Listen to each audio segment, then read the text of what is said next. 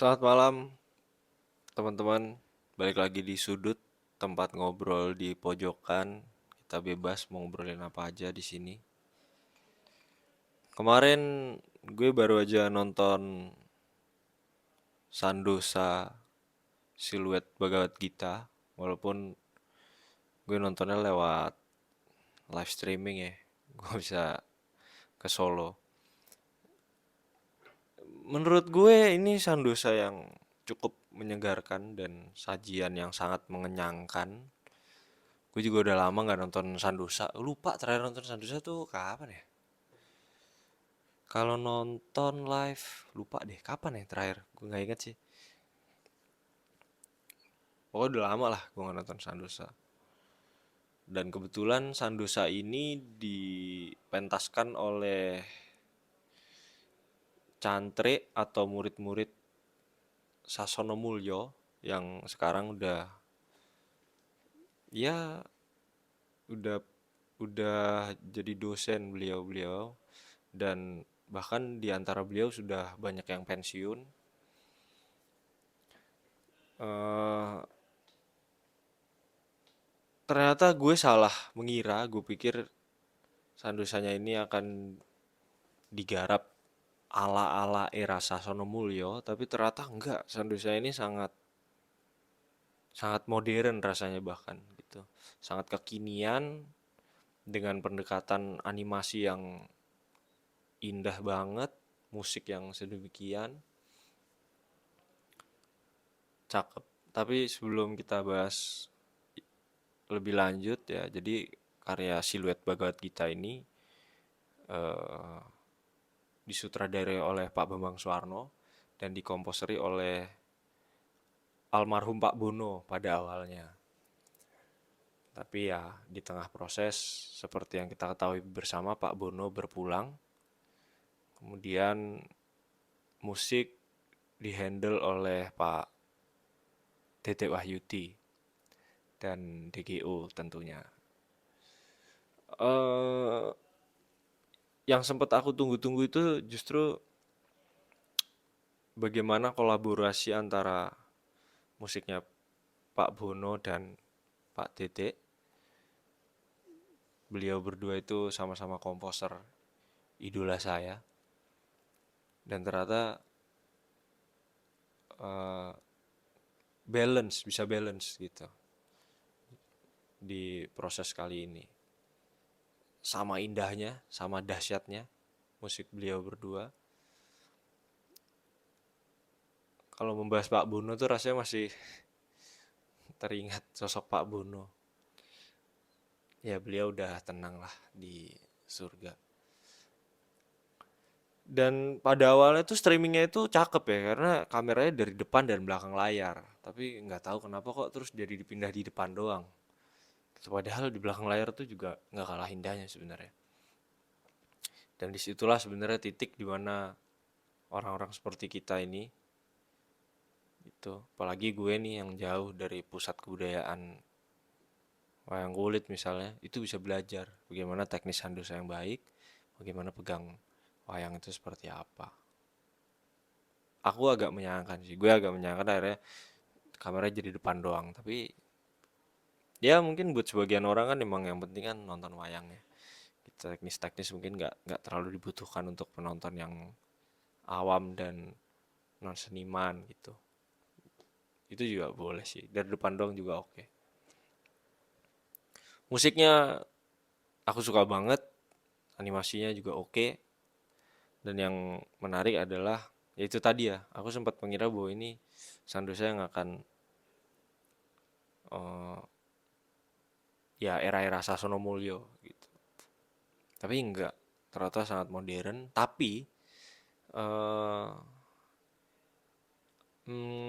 ada beberapa poin yang sangat terasa tradisinya gitu. Maksudnya dalam proses kali ini, wayangan yang umum atau sangat tradisi itu masih dipergunakan. Jadi kebaruan itu di dalam proses ini ternyata tidak menggeser tradisi gitu. Kebaruan tetap dengan estetikanya sebagai hal yang baru, tradisi juga dengan estetika masa lalunya, dan dua hal ini menurutku ngeblend begitu aja, terus berjalan beriringan bersama-sama dan nggak saling tumpang tindih. Menurutku hal-hal semacam ini yang harus kita semua hayati deh, gitu. Sebenarnya nggak perlu diperdebatkan sih, mana yang tradisi, mana yang baru, mana yang klasik, mana yang garap. Menurutku hal-hal seperti itu sebenarnya nggak perlu diperdebatkan. Tapi sebisa mungkin kan sebenarnya yang dicapai itu sama kan. Yang dicapai itu keindahan estetika. Ya semoga capaiannya masih itu. Semoga. Ini aku omong kosong aja ya. Sorry. Aku cukup puas dan cukup kenyang dengan sajian kemarin malam. Eh, Semoga karya-karya semacam ini bisa berlanjut. Apalagi yang eh, memperagakan kan Cantrik-Cantrik Sasono Mulyo gitu. Beliau itu generasi pertama Sandosa. Hmm, ya generasi kami mungkin juga eh, adik-adik kami mungkin harusnya juga belajar bagaimana Sandosa itu diciptakan sebenarnya juga tidak mudah perjuangannya.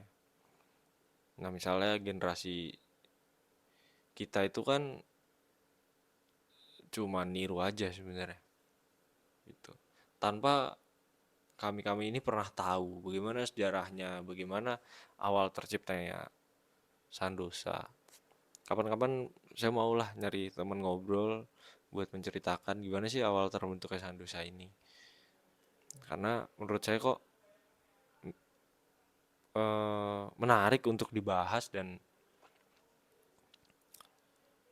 sebagai wawasan penting banget. Karena ya mayoritas teman-teman pedalangan atau ya teman-teman dalang itu pernah dan ingin mementaskan Sandosa gitu. Jadi menurut saya sejarah ini sangat penting dan semoga masih mau diketahui ya. Karena kan ya minimal sebagai bentuk penghargaan lah terhadap karya yang istimewa ini yang sudah lahir dan masih kita lakonkan sampai sekarang. Kalau kita nggak mau tahu, apatis gitu terhadap sejarahnya kan ya sangat disayangkan sebenarnya. Oke, aku nggak mau bahas panjang-panjang di video ini, nanti teman-teman silahkan cek videonya di live streaming di Taman Budaya Jawa Tengah, di kanal YouTube Taman Budaya Jawa Tengah. Mari apresiasi sebijak mungkin. Semoga karya ini berkelanjutan sih harapanku.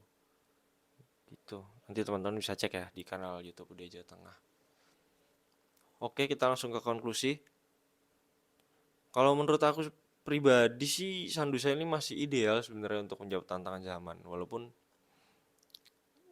karya ini dieksplorasi dan dilahirkan itu era tahun 80-an. Bayangin, tahun 80-an tuh kan berarti ya 40-an tahun yang lalu. Tapi karya ini masih di dipakai sama teman-teman dalang dan punya penggemar khusus juga. Menurutku masih ideal untuk menjawab tantangan zaman. Semoga nanti di generasi mendatang karya ini berkembang dan juga bukan hanya berkembang ya, semoga ada karya-karya baru yang juga sehebat ini. Bayangin 40-an tahun loh dan masih masih enak aja kayaknya ditonton dan diperagakan. Pendekatannya itu kan layar lebar kayak film. Nah, mungkin itu salah satu faktor kenapa karya-karya semacam ini masih bisa diterima di khalayak ramai. Sekali lagi selamat buat para cantrik Sasono Mulyo, senior saya, bapak-bapak saya. Terima kasih telah menyajikan sebuah sajian yang indah sekali. Semoga beliau-beliau selalu sehat dan selalu semangat berkarya.